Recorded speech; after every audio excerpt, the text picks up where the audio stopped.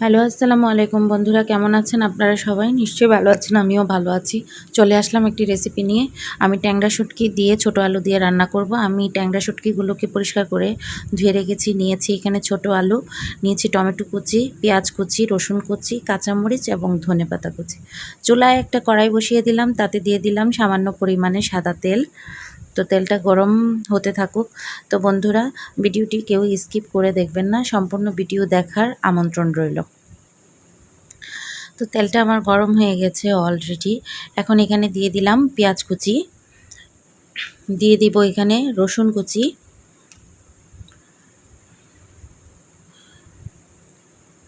তো পেঁয়াজ রসুনগুলোকে আমি নেড়ে চেড়ে একটু ভালো করে ভেজে নেব, ব্রাউন কালার করে।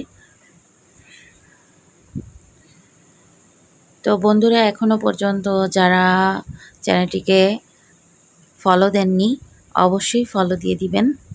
আর যদি ইউটিউব থেকে দেখে থাকেন তাহলে অবশ্যই চ্যানেলটাকে সাবস্ক্রাইব করে দিবেন।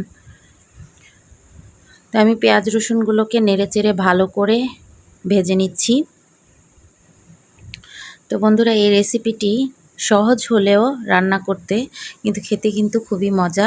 অবশ্যই আপনারা ভালো লাগলে রেসিপিটি বাসায় ট্রাই করে দেখবেন। তো পেঁয়াজ রসুনগুলো হালকা ভাজা হয়ে গেছে। এখন আমি ট্যাংরা শুটকিগুলোকে দিয়ে দিলাম, একটু তেলের উপর ভালো করে ভেজে নেব। ট্যাংরা শুটকিটাকে আমি আগে থেকেই কাটা ছাড়িয়ে ভালো করে ধুয়ে রেখেছিলাম। আমি শুটকিটাকে হালকা কুসুম গরম পানি দিয়ে পরিষ্কার করেছি। তো যাই হোক, হালকা এখানে হলুদের গুঁড়া এবং সামান্য পরিমাণ লবণের গুঁড়া দিয়ে দিলাম, দিয়ে এটাকে ভালো করে ভেজে নেব। শুটকিটা যদি শুকনা শুটকি, তো তেলের উপরে যদি হালকা ভাজা দেয়া হয় তাহলে খেতে কিন্তু খুবই টেস্ট লাগে। আমি শুটকিটাকে একটু নেড়ে চেড়ে ভালো করে ভেজে নিচ্ছি। শুটকিটা আমার ভাজা হয়ে গেছে। এখন দিয়ে দিলাম ছোট আলুগুলোকে। ছোট আলুটাকে আগে থেকে আমি কেটে ধুয়ে রেখেছিলাম। তো আলুটাকেও এখন তেলের উপর একটু হালকা ভাজা দিয়ে নিব।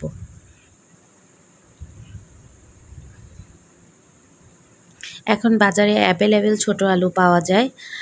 যাদের এই রেসিপিটি ভালো লাগবে অবশ্যই বাসায় ট্রাই করে দেখবেন।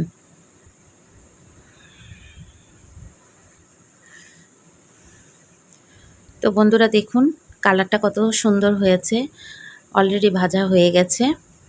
এখন দিয়ে দিব এখানে টমেটো কুচি। টমেটোটাকে দিয়ে ভালো করে নেড়েচেড়ে এগুলোর সাথে একটু ভেজে নেব। ভেজে নিলে খেতেও ভালো লাগবে।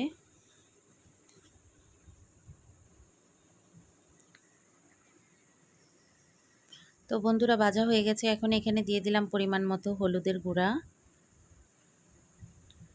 দিয়ে দিলাম এখানে মরিচের গুঁড়া। ঝালটা যার যার রুচি মতো দিয়ে নেবেন। অনেকে ঝাল খেতে পারেন এবং অনেকে ঝাল খেতে পারেন না। তবে আমি এখানে ঝালের পরিমাণটা একটু বেশি দিয়েছি, কারণ আমি ঝাল খেতে খুবই পছন্দ করি।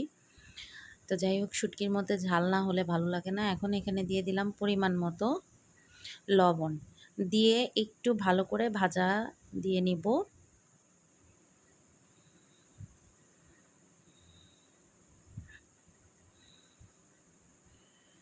তো বন্ধুরা, ভিডিওটি যদি ভালো লেগে থাকে আপনাদের কাছে অবশ্যই একটা লাইক, একটা কমেন্ট এবং ভালো লাগলে ভিডিওটি শেয়ার দিয়ে দিবেন। তো এখানে ভাজা হয়ে গেছে। এখন এখানে দিয়ে দিলাম পরিমাণ মতো পানি সেদ্ধ হওয়ার জন্য। তো আমি নাড়াচাড়া দিয়ে নিচ্ছি যাতে মশলাটা পানিটার সাথে অ্যাডজাস্ট হয়ে যায়।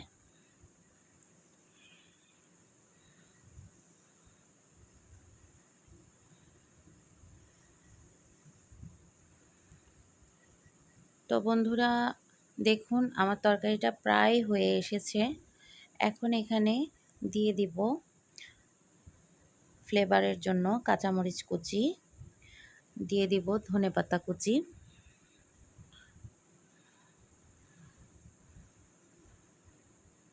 আমার রান্নাটা সম্পূর্ণ হয়ে গেছে বন্ধুরা। তো দেখুন কত সুন্দর হয়েছে, খেতেও কিন্তু খুবই টেস্টি হয়েছিল। তো অবশ্যই ভিডিওটি ভালো লাগলে আপনারা লাইক, কমেন্ট এবং শেয়ার করে দেবেন। তৈরি হয়ে গেল ট্যাংরা মাছের শুটকির রেসিপি।